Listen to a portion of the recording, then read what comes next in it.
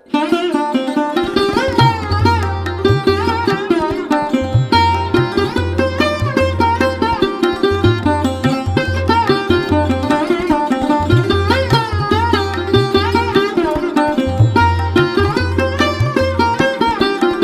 guys, di depan saya sudah ada seorang tamu. Mungkin banyak di antara kalian yang sudah mengenalnya. Beliau seorang anak muda kreatif yang menulis banyak buku digital atau e-book berbasis dari pengalaman astralnya. Bisa dibeli di Play Store atau di Google. Jika kalian pernah membaca Saranjana, Inner Core, Alien, Borobudur, Space-Time, Atlantis, dan lain-lain, ini dia penulis bukunya. Apa kabar Mas? Mas Yofi ya? Alhamdulillah, baik, Madam. Bagaimana Sehat, ya? kabar juga, Madam di sana? Alhamdulillah, baik, sehat. Ya. Oke, silakan Mas Yofi memperkenalkan diri terlebih dahulu. Baik, bismillahirrahmanirrahim. Assalamualaikum warahmatullahi wabarakatuh. Nama saya Yofi Kurniawan. Saya aslinya seorang penulis, mulai menulis secara profesional tahun 2014 dengan nama pena Yofi Q. Kemudian di tahun 2022, tepatnya pertengahan September 2022, saya bergabung dengan JA dan beginilah adanya sekarang. Oke. Ini, Mas Yofi kira-kira umurnya berapa? Coba tebak. Sekitar 24? Saya sangat bersyukur jika seperti itu. Oh, berarti awet muda. Alhamdulillah. Berapa emang? Saya sekarang tahun ini 34. Berarti awet muda ini. Alhamdulillah. Berarti karena orang Asia kali ya, awet muda ya. Benar ya? 34 ya? Masih single atau sudah berkeluarga? Alhamdulillah sudah berkeluarga. Anaknya ada berapa? Belum punya anak. Oh, belum punya anak. Belum punya anak. Oke, belum punya anak. Tinggal di mana, Mas? Saya domisili di Kabupaten Bandung Barat. Oh, di Bandung. Ya. Di daerah mana itu ya, Bandung Barat ya? Saya daerah Cianjuang. Perbatasan dengan Cimahi. Oh, di situ. Ya, Cimahi. Saya tahu Cimahi. Oke, sekarang kita mulai podcast-nya deh. Pertanyaan pertama ini. Kegiatan atau kesibukan sehari-hari Mas Yofi apa saja saat ini? Kesibukan saat ini lebih banyak di ngajar, baik itu ngajar tatap muka maupun online. Saya mengajar beberapa mata pelajaran dan juga beberapa skill.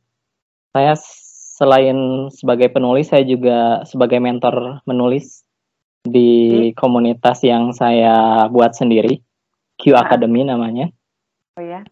Kemudian saya mengajar di salah satu pondok pesantren, diamanahi untuk mengajar beberapa mata pelajaran di sana.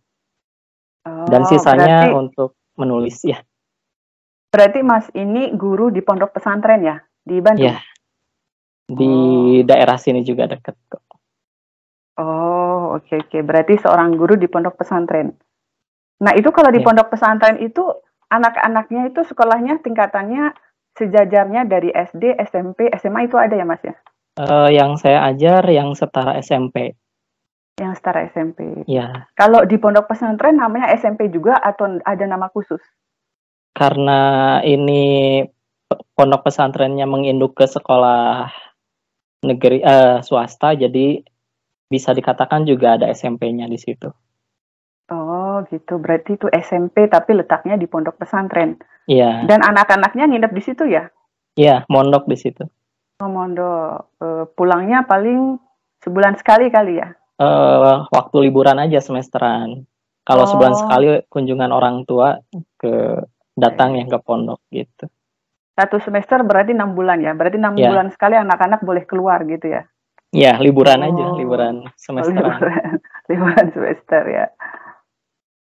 Oke, berarti Mas Yofi ini seorang guru di pondok pesantren, guru SMP. Oke. Nah, Mas Yofi ketika masih kecil, apakah Mas Yofi pernah punya pengalaman yang berhubungan dengan indera astral atau sensitif atau hal-hal yang gaib gitu, Mas? Bisa berbagi? Nggak pernah sama sekali sih, justru. Ah, nggak pernah, berarti Nggak zero pernah. zero gitu ya? Oke, nggak Jadi pernah. sangat awam dengan yang kayak gitu. Oh, sangat awam, sama sekali zero gitu ya? Oke. Mas Yofi ini dulunya pernah masuk Lantera atau Hikmatul Iman? Nggak? Nggak pernah sama sekali. Nggak sama Bahkan sekali zero, oke. kenal dengan almarhum Kang Diki aja ya setelah beliau meninggal gitu. Oh, oke oke. Bang, mungkin kenal ya mengenal di YouTube gitu ya. Pertama kali mengenal itu dari podcastnya Kang Abu Marlo. Iya, Abu Kang Marlo Abu ya. Marlo di Dialog Positif ada almarhum di situ beberapa episode saya tonton, wah luar biasa gitu sosok beliau. Oh, berarti belum pernah ketemu langsung? Belum pernah. Oh, Ya, berarti taunya itu setelah beliau meninggal, baru betul, melihat, oke, YouTube-nya. betul. Oke oke oke. Bagaimana ceritanya Mas Yofi bisa masuk jurnal astral dan kapan? Itu. Oke. eh Mungkin diawali dari cerita apa ya bahasa kerennya kebangkitan spiritual gitu. Oke. Saya ngalamin ya istilahnya kebangkitan spiritual itu mulai tahun 2019. Diawali saya ikut sebuah training, sebuah kelas tatap muka, kelas tauhid justru.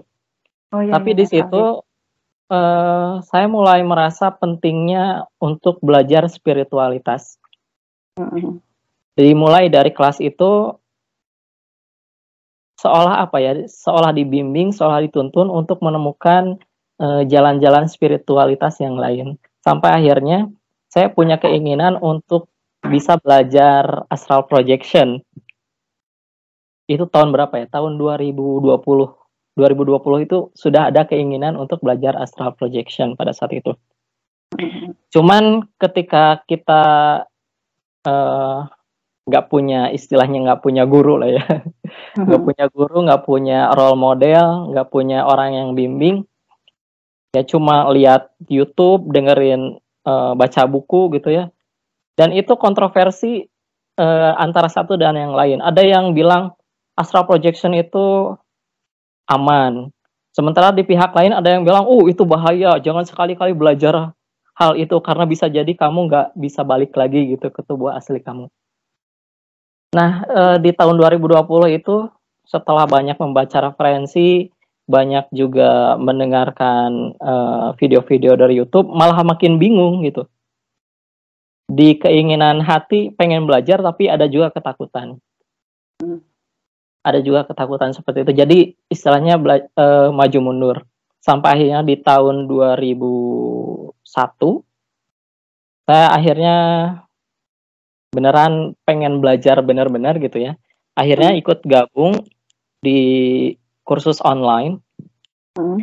platform Mind Valley. Mentor saya itu Jed Shaw yang asal London. Mhm. Oh. Nah, yang kita tahu kan memang umumnya di dunia ini konsep Mhm. astral projection yang diajarkan itu adalah MABA state, mind awake, body asleep. Jadi Mhm. kondisi di mana pikiran kita tuh di antara tidur dan juga terjaga. Mhm. Dan untuk mencapai state itu atau tingkatan itu tuh luar biasa. Sulit sekali. Sangat Mhm. amat sulit. Mhm. Saya mempraktekkan setiap apa yang diberikan oleh mentor, tips-tipsnya, teknik-tekniknya, nggak pernah satu kali pun berhasil untuk mencapai teknik itu atau Oke. astral projection itu nggak pernah bisa. Saya heran Itu ini dalam bahasa kenapa? Inggris, Mas? Dalam bahasa Ya, Inggris? bahasa Oke. Inggris. Jarak jauh gitu ya? Jarak jauh online memang. Oke oke oke. Berbayar? Berbahaya. Berarti luar biasa usahanya ya? Saking niatnya, saking udah Iya niatnya iya itu. iya. Heeh. Sampai akhirnya ya hopeless lah gitu ya. Hampir 1 tahun tuh hopeless gitu. Karena nggak pernah berhasil, mencoba teknik ini gagal, teknik itu gagal, pakai audio subliminal juga gagal gitu. Pokoknya udah banyak cara saya pakai, itu kok nggak pernah berhasil gitu. Sampai satu ketika saya iseng-iseng nyari gitu ya, komunitas astral projection yang ada di Indonesia. Saya cari di Facebook dengan kata kunci astral projection aja. Ternyata muncullah di Facebook itu jurnal astral.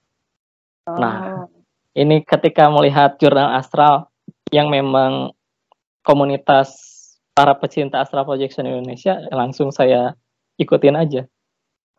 Gitu. Dan akhirnya gabung di JA itu ya 15 September 2002. Oh, 15 September 2002. Kalau aku tuh Agustus. Agustus 2022. Oke. Berarti Mas Yofi itu sebulan setelah aku gabung ya waktu itu ya. Waktu itu aku ikut yang 17 Agustus itu. Gitu. Saya belum ada berarti. Belum ya? Iya. Kapan dan apa pengalaman pertama Mas Yofi melakukan perjalanan astral? Nah, di tanggal 15 itu ada event yang diselenggarakan oleh JA itu, yaitu Retrace DNA Tertua. Saya ikut dan kalau nggak salah itu hari Minggu ya. Hari Minggu. Acaranya tuh biasa malam kan. Nah, saya dapat info JA di Facebook itu pagi-pagi. Kurang lebih jam 8 pagi lah ya. Saya masuk grup Telegramnya, saya tonton YouTube-nya, saya ikuti panduan-panduannya. Bahkan pertama kali tahu hapan ya di saat itu juga. Di hari itu juga langsung saya latih. Videonya Kang As. Oh iya. Emang itu videonya membantu ya. Sangat amat membantu buat saya. Iya. Dan akhirnya saya menemukan insight baru bahwasanya astral projection ini yang ada di JA ini konsepnya amat sangat berbeda dengan apa yang selama ini saya ketahui. Jadi ternyata amat sangat mudah ternyata. Bahkan tidak harus mencapai maba state seperti yang saya pelajari sebelumnya. Nah, alhamdulillah pada malam harinya saya langsung ikutan Retrace DNA Tertua. Kemudian ya visual yang saya dapatkan pada hari pertama ikut JA itu langsung jernih, langsung clear, benar-benar jelas. Luar biasa. Berarti selama ini belajar sama yang orang London, sebenarnya di jurnal astral ini dibuka kuncinya jebret gitu, jadi langsung ngalir kayak air gitu kali ya? Mungkin itu. Mungkin karena belum menemukan teknik yang tepat kali ya. Sebenarnya kemampuan udah ada, tinggal ada satu kunci yang belum kebuka. Nah ini nih, di JA ini dibuka, spread gitu kali. Langsung jernih ya, luar biasa ya. Iya. Gimana, lihat apa aja? Saya melihat satu sosok yang mungkin leluhur ya. Saya bilang, dan beliau itu namanya Zhao Ming. Sudah saya ceritakan juga di catatan petualangan Vantrala di Inner Core. Saya melihat sosok Zhao Ming ini sosok seorang yang sangat amat bijaksana, dan beliau ini adalah seorang penasehat raja di sebuah kerajaan di daerah Yunan, Cina. Saya lihat ya kurang lebih dialog antar Zhao Ming ini dengan keluarganya dan juga sang raja itu sendiri. Jadi di situ saya mulai bisa melihat sudah bisa melihat dengan jelas visual yang tampak apa yang saya lihat dalam pikiran proses astraling itu. Gitu. Udah, atau ada yang mau diceritakan lagi? cerita lengkapnya bisa dibaca aja. Ayo promosi nih.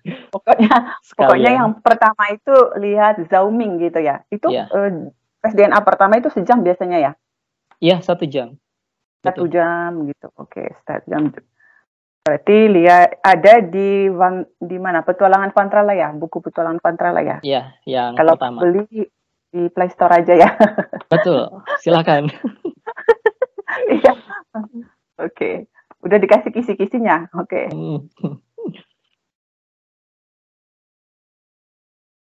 Nah, ini aku mau tanya, apa nama Avalon Mas Yofi?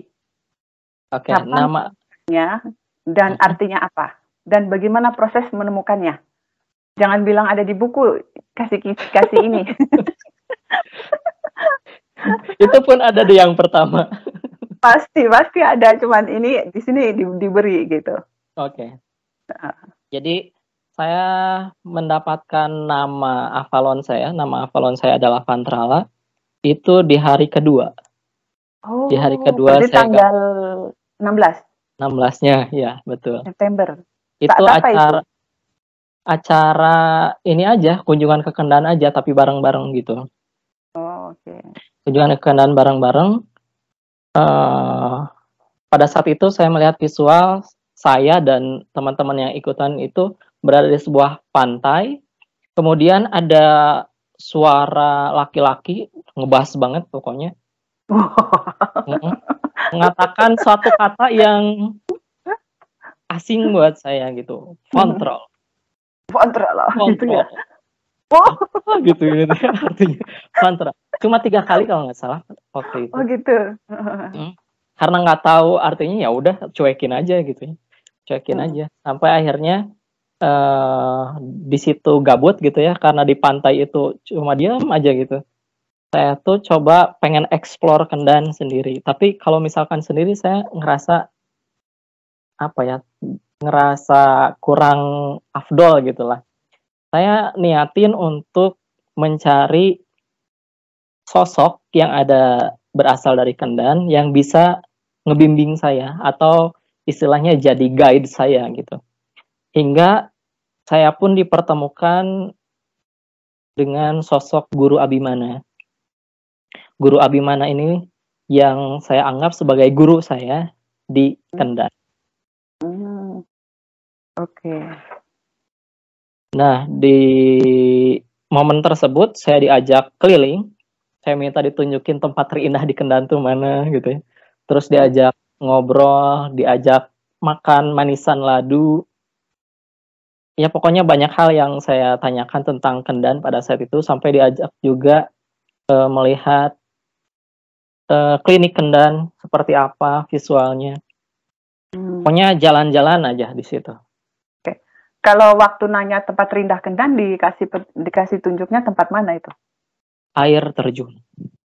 Oh, air terjun. Oke. Terus waktu ke klinik Kendan lihat apa aja? Ngelihat ya orang-orang yang ngobatin dan juga orang-orang yang sakit. Sampai dikasih juga istilahnya penjelasan bahwasanya orang-orang yang mau berobat ke sana untuk bisa mendapatkan hasil yang optimal, maka orang yang diobati itu harus bisa open minded gitu, harus bisa terbuka untuk menerima energi yang berasal dari Kendan sana. Ketika orangnya itu nggak percaya atau ya istilahnya yang nggak percayaan tuh, ya pokoknya nggak percaya gitulah. Nggak percaya, pikirannya belum terbuka ke banyak dimensi, masih dimensi yang bisa dilihat ya, dengan 5 indera gitu. Jadi si energi healingnya itu nggak akan bisa nyampe ke badan dia gitu. Itu penjelasan yang saya dapatkan. Terus Fantrala sendiri artinya apa nih, Mas? Nah, kemudian saya nanya gitu ya, bukan nanya sih, mencari-cari gitu, apa sih maksudnya Fantrala itu. Belum tahu itu tuh bahwasanya itu nama Avalon gitu ya. Oh, belum tahu. Sampai akhirnya retrace berulang kali. Itu pokoknya dalam 1 pekan itu retrace berapa kali? saking pengen tahu apa itu Avantrala, sampai akhirnya saya ketemu dengan sosok Zhao Ming. Saya tanya Avantrala itu apa, beliau cuma jawab gunakan nama itu. Beliau cuma bilang gunakan nama itu. Saya belum tahu artinya apa. Saya cari-cari tahu, saya ketemu dengan sosok yang namanya Daminis di Kendan. Beliau itu adalah sosok yang saya anggap beliau itu adalah sosok yang sangat paham dengan ilmu bahasa, linguistik. Saya tanya kepada beliau apa arti dari Avantrala, kemudian beliau menjelaskan bahwasanya Avantrala artinya orang yang mengemban dan meneruskan tugas. Itu jawaban beliau. Yang mengemban tugas dan meneruskan tugas, gitu ya, Om? Oke. Jadi pas tahu itu nama Avalonnya di retreat pribadi itu ya, retreat mandiri ya? Iya, betul. Baru sadar, terus langsung pakai nama Avantrala itu ya sebagai nama Avalon. Betul. Setelah itu langsung berani mengakses inner core Kendan sendiri gitu ya?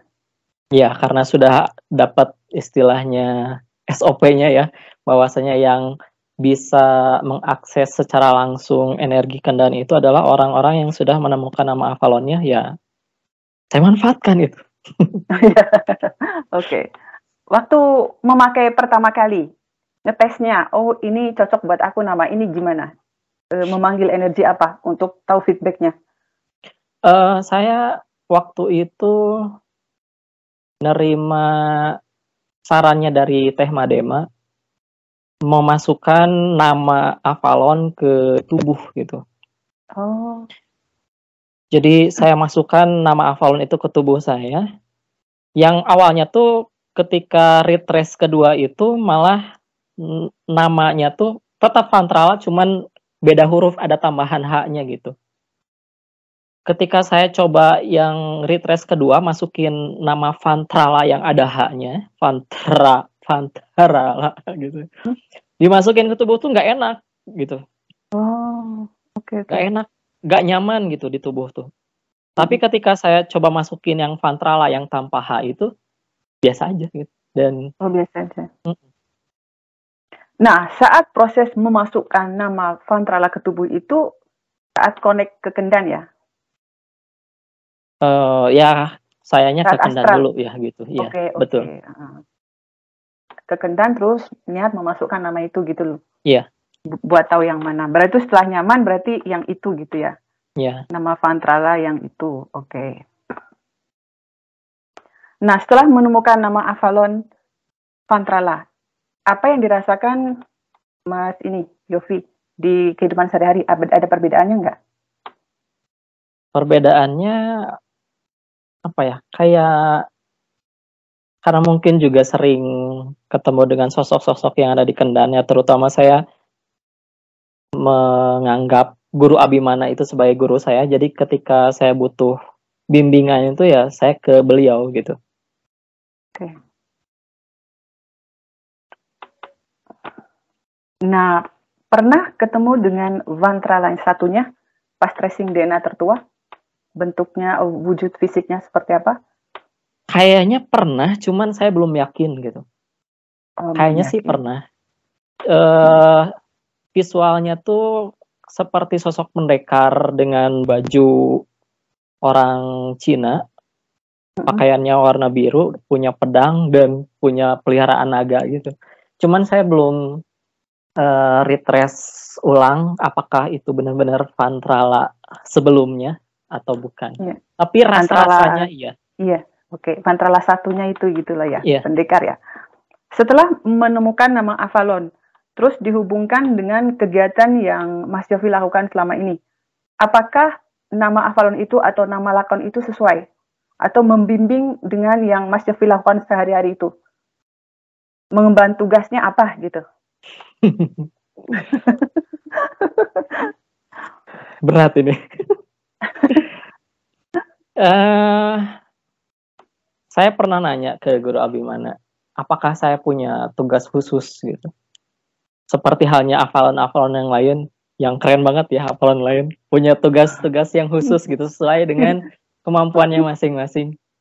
Guru Abimana cuma bilang ke saya, cukup teruskan apa yang telah kamu lakukan sebelumnya. Mungkin saya sudah on the record, on the track gitu maksudnya, udah berada di jalan yang benar maksudnya mungkin. Jadi tinggal terusin aja gitu. Tinggal teruskan saja dengan tugas. Makanya arti Fantrala itu apa itu Mas tadi? Meneruskan ya. Iya. Tugas. Mengemban dan meneruskan. Berarti sudah ada di jalurnya gitu ya. Iya. Berarti terlahir sudah berada di jalurnya gitu. Berarti itu gitu. Oke. Nah, Mas Yofi ini kan sering menulis buku yang diterbitkan dalam bentuk digital atau e-book. Iya. Sudah ada berapa e-book yang Mas Yofi buat? Dan apa saja dari yang pertama sampai yang terakhir? Waduh. Ada berapa? Iya. Kalau khusus untuk catatan petualangan Fantrala untuk saat ini, sampai saat ini sudah ada 16 ya. Sudah ada 16 buku? Iya. Dalam bentuk digital? Iya, betul. Oke. Ini harus satu-satu disebutin. Satu-satu. Yang pertama, Inner Core. Saya kasih gambaran apa isinya ya. Oke. Inner Core ini saya bahas tentang awal mula saya bisa sampai saat ini lah ya. Maksudnya bisa melakukan astraling versi JA. Kemudian mengenal Kendan, mengenal sosok-sosok yang ada di Kendan, dan lain sebagainya. Itu di Inner Core. Kemudian yang kedua, itu piramid. Ini adalah catatan saya ketika saya menelusuri piramida Giza. Jadi gimana dulu awalnya piramid itu terbentuk, siapa orang atau pihak-pihak di balik pembuatan piramid tersebut, siapa itu sosok Cleopatra, siapa itu Nefertiti, seperti apa itu Anubis, saya sampaikan di piramid itu. Yang ketiga, kosmos. Sesuai dengan judulnya, kosmos artinya semesta. Saya bawakan isinya adalah petualangan saya yang istilahnya berpetualang ke sana kemari, keliling planet-planet gitu. Oke. Keliling planet. Yang paling mengesankan buat saya adalah planet Tioba.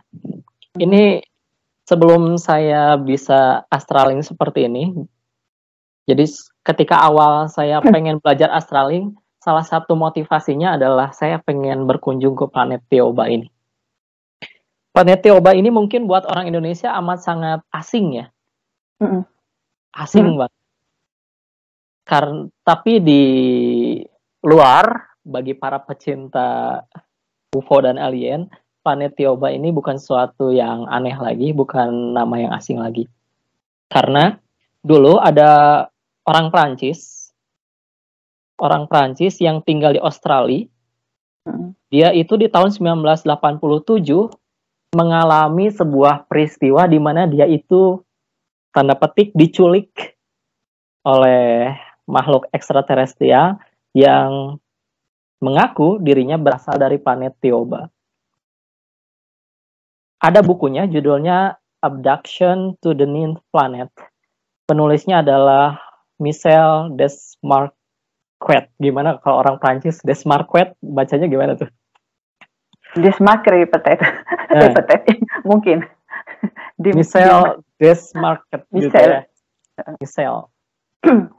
Itu beliau di buku itu menceritakan pengalaman beliau malam-malam diculik oleh sosok namanya Tao yang berasal dari planet Tioba, bahkan diberi kesempatan untuk mengunjungi dan mengenal planet tersebut.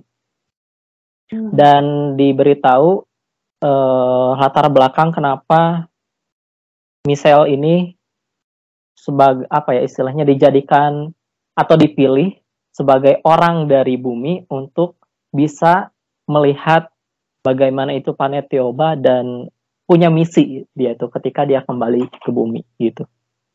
Itu yang paling menarik ketika saya menjelajah dan menuliskan catatan saya di Kosmos ini. Selanjutnya ada enigma. Yang keempat itu enigma. Enigma sendiri artinya teka-teki, rahasia. Di situ saya melakukan 3 petualangan. Saya mencoba untuk menguak 3 tempat yang penuh dengan misteri. Yang pertama itu Rapa Nui. Rapa Nui itu Easter Island atau Pulau Paskah. Yang kedua Stonehenge yang di Inggris. Dan yang ketiga Nazca Line yang ada di Peru. Itu semua saya ceritakan di yang keempat ini, enigma. Ini panjang banget ya. Iya, supaya tahu buku-buku yang ditulis. Dan itu diresume jadi nanti, oh saya mau baca lengkapnya gitu. Ya. Tinggal beli di Play Store.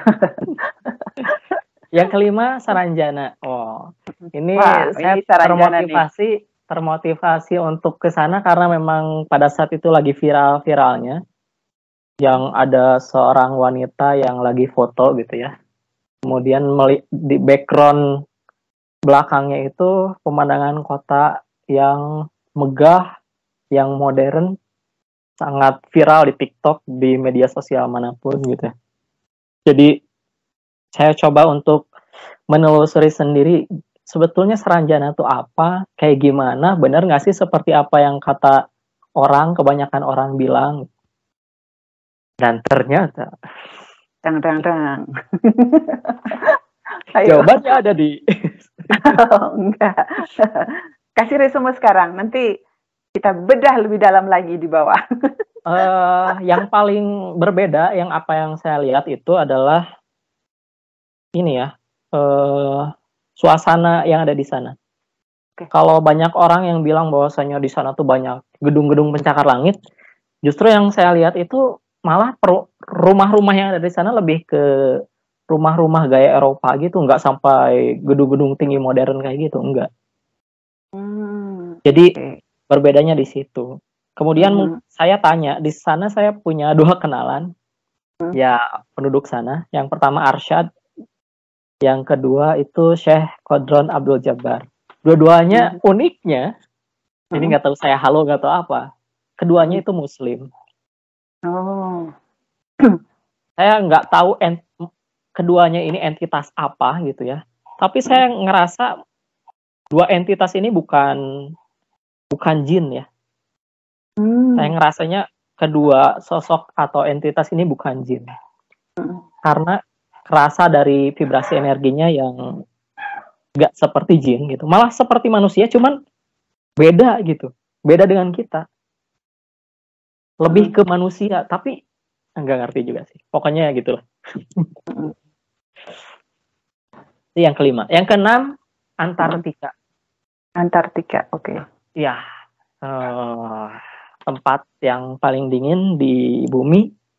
Saya coba untuk telusuri karena pada beberapa waktu yang lalu sempat juga viral, bahkan di tahun-tahun sebelumnya sempat juga viral tentang piramid yang ada di Antartika yang di-capture sama Google Map, sampai akhirnya ketika rame, Google Map akhirnya menghapus foto tersebut. Nah, saya coba telusuri Antartika itu ada apa, sebenarnya kayak gimana, benar nggak sih bahwasanya foto yang dianggap piramid itu adalah piramid atau bukan, gitu. Oke.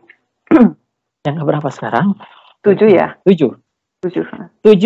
Saya melakukan penelusuran ke Mars. Planet Mars, oke. Ya. Ke Mars karena banyak yang bercita-cita pengen buat koloni gitu di Mars. Jadi saya pengen tahu Mars itu kayak gimana. Nah, awal mula saya ke Mars itu malah saya terlempar ke waktu 49 juta tahun yang lalu. Jadi ke Tapi masa di lalu. Mars. Iya, Ke betul. masa lalu tapi di Mars, planet Betul. Mars. Oke. Dan keadaan di sana sungguh sangat berbeda dengan kondisi Mars saat ini. Oke. Kondisi di sana 49 juta tahun yang lalu yang saya lihat itu gak ada bedanya sama bumi, tapi secara peradaban teknologi lebih maju. Oke. Kemudian di akhir catatan saya pun melakukan penelusuran real time-nya. Oke. Real time-nya. Di situ juga saya ketemu sosok yang menceritakan kenapa sih Mars bisa sampai seperti ini. Padahal dulunya mirip kondisinya seperti bumi saat ini gitu. Berarti dulu orang di Mars itu bernafas dengan oksigen nggak? Kan sekarang nggak ada oksigen di sana. Nah, uniknya, ini yang saya dapat tapi nggak tahu juga nih. Jadi penghuni Mars itu tidak menghirup oksigen ketika bernafas. Kebalikan dari kita, mereka itu menghirupnya karbon dioksida. Karbon dioksida. Betul. Itu yang saya kaget di situ. Ketika saya istilahnya menelusuri, oh ternyata mereka itu bernafasnya beda dengan kita yang di bumi. Mereka justru bernafasnya, menghirupnya itu karbon dioksida. Oke. Waktu di sana ada pohon-pohon nggak? Berarti pohonnya itu karakteristiknya berbeda dengan pohon di bumi kali ya? Yang saya lihat kalau pohon-pohon sih secara sekilas ya, waktu saya penelusuran sekilas itu sama aja, cuman nggak tahu ya. Hanya yang saya temukan peradaban teknologi yang saat itu menjadi utama itu adalah teknologi air, berbasis air. Gitu. Oke. Selanjutnya, nah itu kan Mas belum itu selesai, kenapa ada pertanyaan penasaran? Silakan. Kenapa Mars menjadi hancur seperti itu dan tidak berpenghuni saat ini? Kalau yang saya dapatkan dari hasil penelusuran karena perang saudara. Oh, oke. Jadi perang saudara di sana, dan tapi ada intervensi dari luar ya. Intervensi dari makhluk luar Mars yang istilahnya ikut memanas-manasi satu pihak untuk memerangi pihak yang lain. Intinya gitu. Oke. Terus buku selanjutnya, Mas? Selanjutnya keberapa berarti? 8 ya? 9 ya? Tadi udah 8 ya? Kalau nggak salah. 9. Betul? Ya pokoknya yang selanjutnya adalah pokoknya selanjutnya. Selanjutnya itu adalah saya melakukan penelusuran Lemurian. Tentang Lemuria. Ini pun sebetulnya nggak disengaja banget sih. Nggak disengaja banget.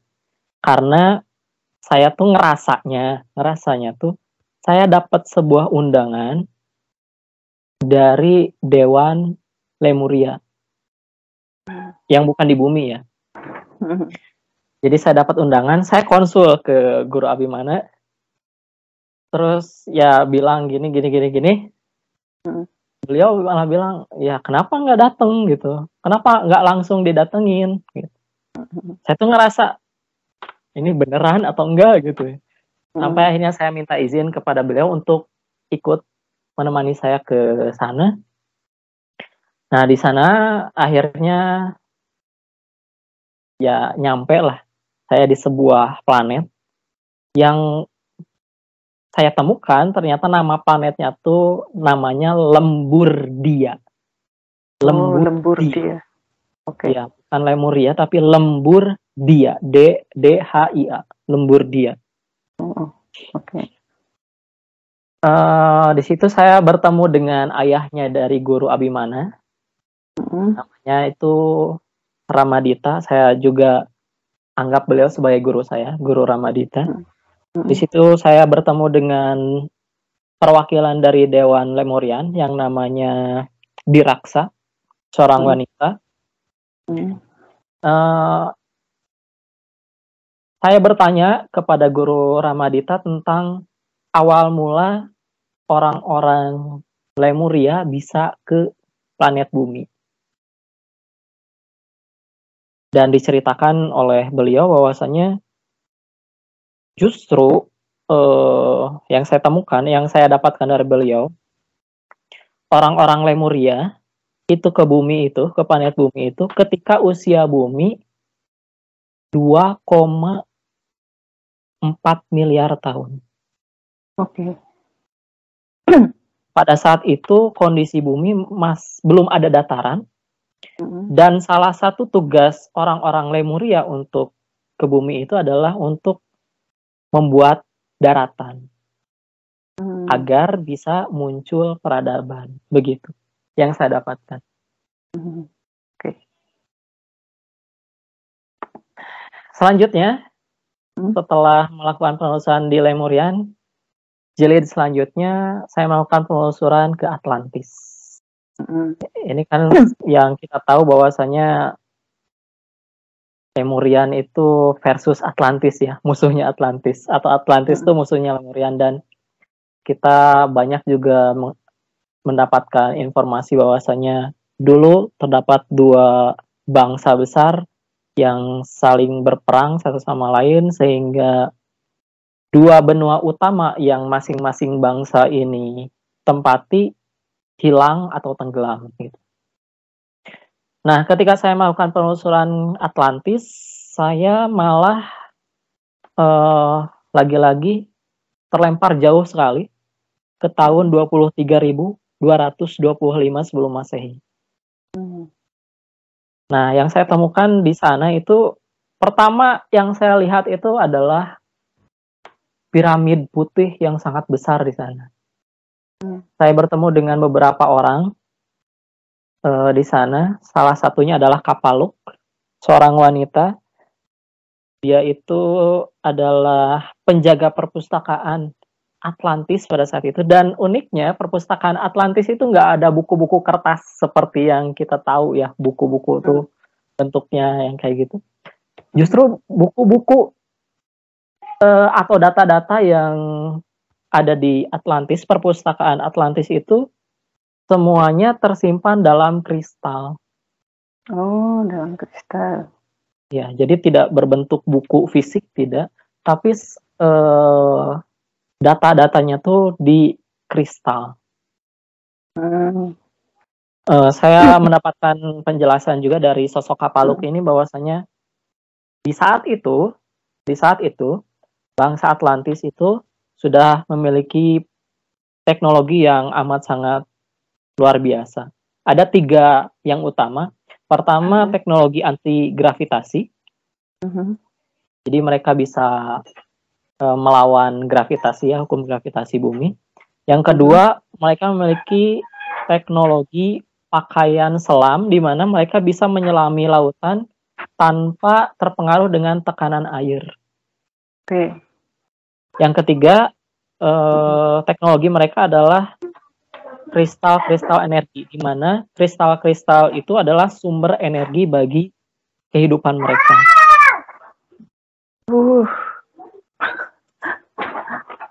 Oke. Aku penasaran itu buku di dalam kristal itu cara membacanya gimana itu, Mas? Diaksesnya.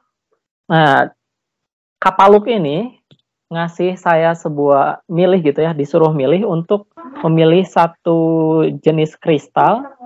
Kemudian gak tahu caranya gimana, pokoknya mah apa ya, sesuatu dalam tubuh saya itu digabungkan dengan kristal tersebut, dan si kristal tersebut tuh dikalungkan gitu. Dikalungkan. Kemudian kristal-kristal yang ada di perpustakaan itu ya kayak jadi dinding aja, dinding perpustakaan. Jadi ketika kita mau mengakses data itu, tinggal kita deketin dindingnya, kemudian kita niatkan informasi apa yang ingin kita dapatkan. Dengan niat itu, seolah data yang dari kristal dinding-dinding perpustakaan itu yang apa ya, berupa energi itu masuk ke yang kita pakai itu, kalung kristal yang kita pakai. Dan secara otomatis itu tuh apa ya, seolah terserap oleh pikiran kita. Oh gitu. Wah, enak banget ya Bu, kayak gitu ya. Keren banget.